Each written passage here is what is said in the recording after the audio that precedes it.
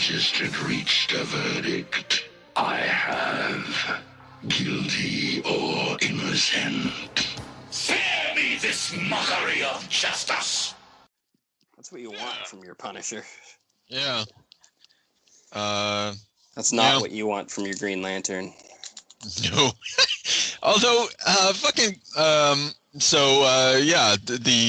we went back and we read Emerald Twilight, the collection, on I don't know what the fuck. It starts off with Hal Jordan, but anyway, the Kyle Reiner is inappropriately well built for his character. Like when he fucking suits up as Green Lantern and he's all fucking muscular and everything, it's really jarring. Yeah, he's all chiseled, and he has no reason to be chiseled. What is he, like a starving artist? Mm-hmm. Like, if anything, he should have like maybe like a smoking habit, and maybe like the odd like cocaine bender, like kind of like an anorexic tequila body. Yeah, absolutely. You know, he works as a graphic designer, and I don't want to typecast here, but you know. I'm gonna typecast. Like, you're basically an artist that fucking staggered into like the most underwhelming job of all time. That's what a graphic designer is. Really, that should lead to alcoholism. Definitely mental illness. Well, because like even in this story, he's not even a good one. Like, it's not. You don't even get the impression that Kyle is a successful graphic designer. Honestly, if I remember correctly, you have no notion that he's a graphic designer until he explicitly tells his girlfriend, "Oh, I'm a graphic designer," which implies that he was like a fucking dropout. Or someone who maybe didn't even study and then like never really had a career, but has been kind of just banging. I was actually a girlfriend. His girlfriend broke up with him because he was like a deadbeat. You get the impression he's like in between jobs, and he's like I'm gonna get my dream job. He's a loser.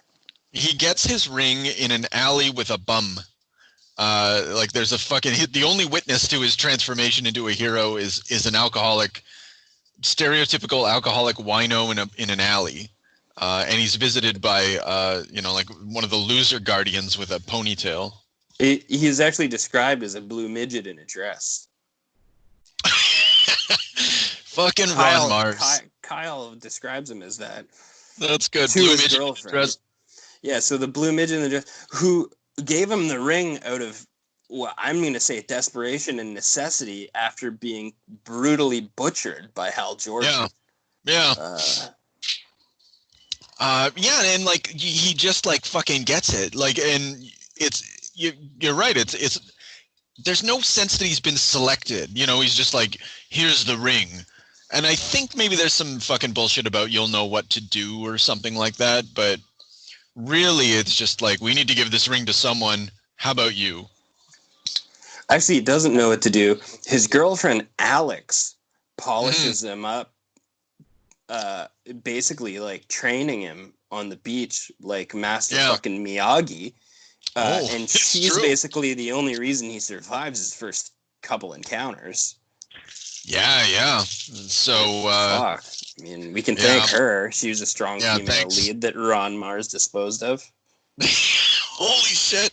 I don't know. Should we just talk about that for a minute? Because let's just bring on. Let's bring out the fridging before I go back on Hal Jordan's atrocities. Yeah, the fucking, this is like the stereo. Like, this is where fridging comes from, and it's like it was worse than I remembered it being. I just remember him coming home and finding her in the fridge or whatever, but I forgot like basically he just assaults her for panels. And then it cuts to blank as he's choking. It's just so uncomfortable, the villain doing this, and you're like, it's just so wildly inappropriate in tone. But, he gave such a slow draw on the murder too.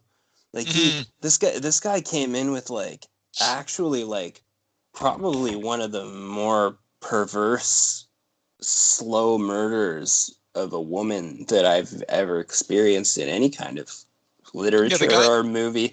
Like he he gave her a note that said, "I'm going to kill you."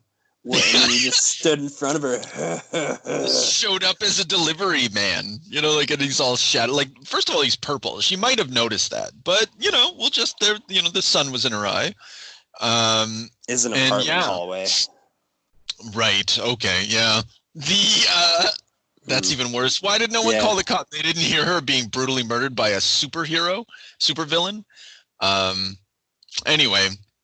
This whole thing, remember back when I was talking about, we did the Wolverine, Spider-Man versus Wolverine, and we were talking about, you know, it was 1987, and everybody had just read Watchmen and Dark Knight Returns, and they were trying to bring that vibe over. That's exactly like, this is Ron Marz not understanding grim and gritty and applying it to someone who it really doesn't apply to.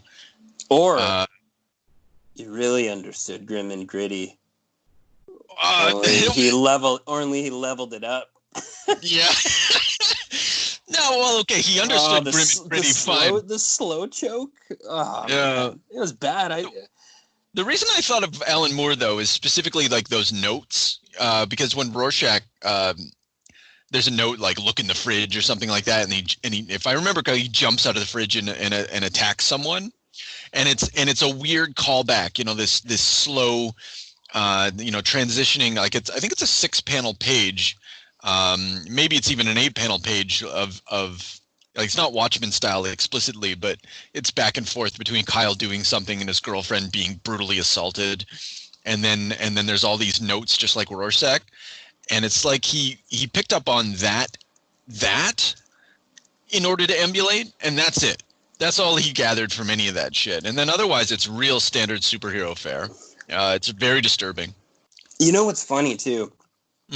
From an editorial standpoint, I'm going to allow the big purple guy to come in, chase this woman through her house, give her a good manhandling, and then just like give her a fucking nice squeeze around the neck, and just give the readers content warning, everyone.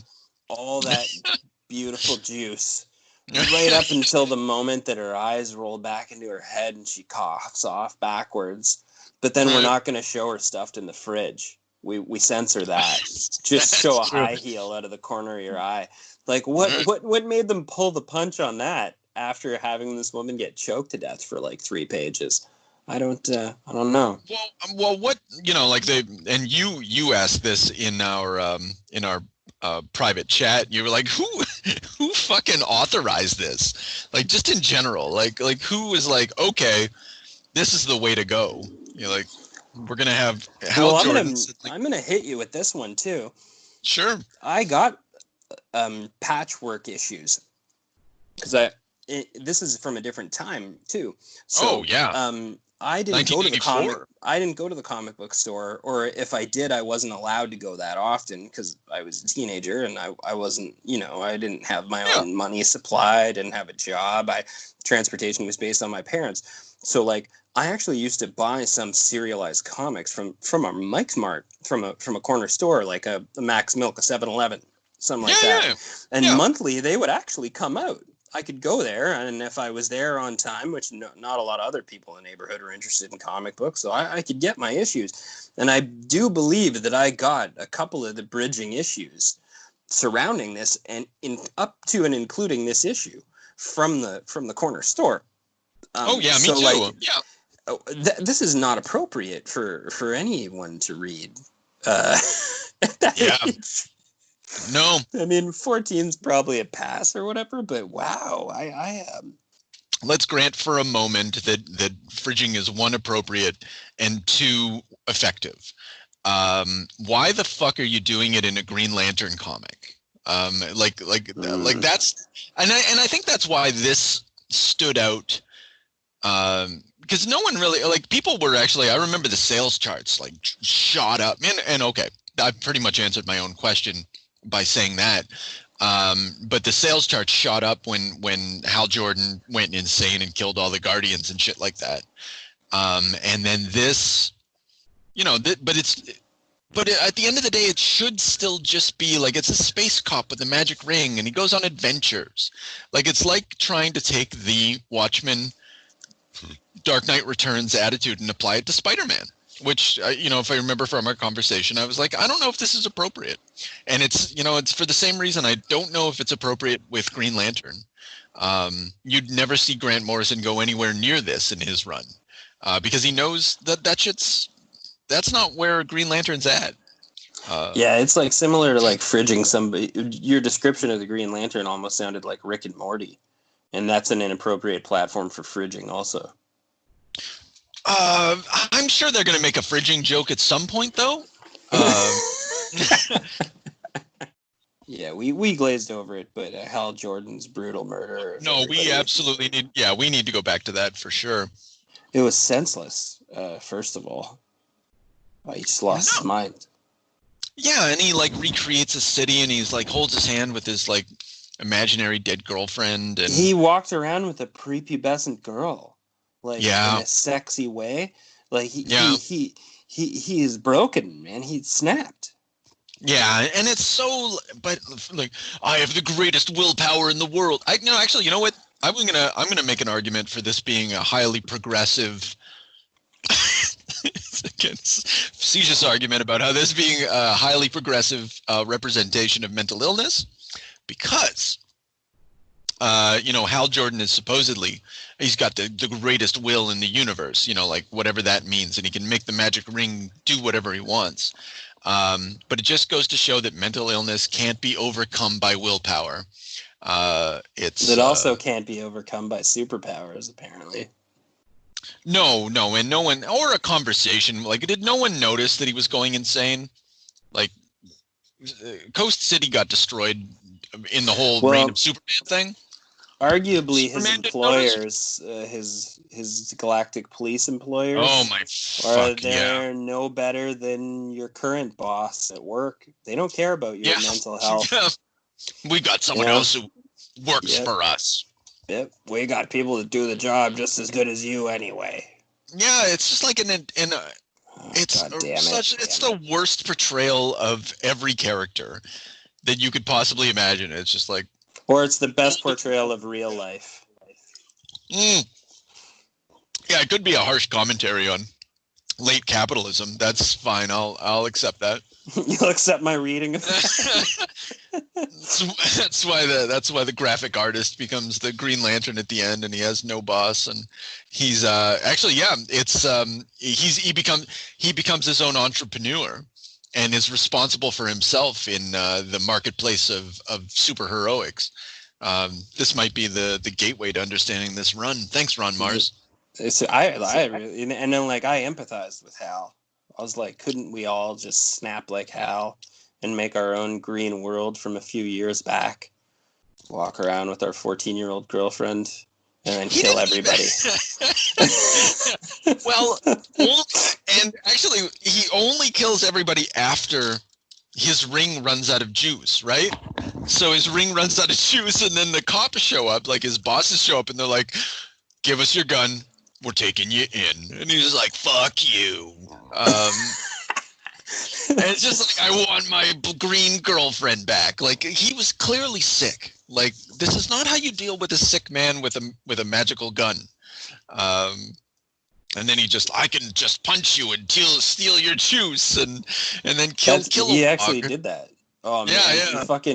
He killed Kilowog the same way that I kill things in Doom 2. He basically hit Kilowog with the BFG. Yeah. He splattered across with his ribs fucking cooking. It was like a barbecue fry-up. He was finished. That was grotesque. Yeah. And actually, and this gets back to the... what about the bare hand neck snapping of Sinestro? Wow, okay. So what I was just about to say, yeah, that's the next thing I was going to comment on, because getting back to this idea that they're just stealing scenes and ideas from Dark Knight Returns or Watchmen, how does he deal with Sinestro? Like Batman in that scene where he starts to break the Joker's neck but stops. It's meant to evoke all these stereotypes of comics, not stereotypes, images or moments from good comics. But fuck, Ron Marz is going to feature so prominently in any essay I ever write about the Hack. It's just like, Anyway, you know what? I'm gonna take you down a different path here. I thought this was shocking and enjoyable. Yeah, but you have an enjoyment for grotesquerie. I mean, and like absurd grotesque. If it's absurd and grotesque at the same time, like that's your bag. Like that's your and that's not a judgment. Yeah, but isn't that a niche? Like, could he have maybe took us in a niche? But you're reading it as like he took all the things about the hard-boiled best stuff from the 80s and basically like made it into a showcase of just like almost like a carnival of garbage. Yes, yeah, and the only thing that what sustains that interpretation, like, did you read the issues after everything that we've talked about? Okay, so Hal goes on a rampage, fine, whatever. Kyle Reiner and the fridging, troublesome, fine, okay. And then after that, it just turns into standard superhero comics, like bog standard, nothing interesting going on. Like the only stuff that we think of happens when they're trying to like push the product. And then once the product is a sale, it just turns into nothing. He should have kept it going. I don't know, like, I think yes. You know, like I'm saying that in the most qualified fashion I can think to say it. You know, like I like push it to the point where I start thinking that you're Rob Liefeld. You know, I start thinking that you're outsider art. I think the beginning of Ron Marz's run feels like outsider art, and then it just turns into like corporate nothing. I know. Like, what he really should have done was moved himself into a second fridging. That's what I would have done. Just start slow building a new girlfriend. Oh, it's just never-ending grind of new dead girlfriends, just motivating him eternally. That's where his willpower comes from. It's just this never-ending parade of ground-up women. Jesus. But I'm saying, and if that's what he had done, you know, I would feel there's an intention behind it. I would feel like a commentary. You know, it would feel like he achieved some kind of art here. Yeah. Instead, all we got was like, you're the stereotypical example of what's wrong with bog standard, like patriarchy. Yeah. Anyway, you know, I don't want to talk too much shit about the guy, but.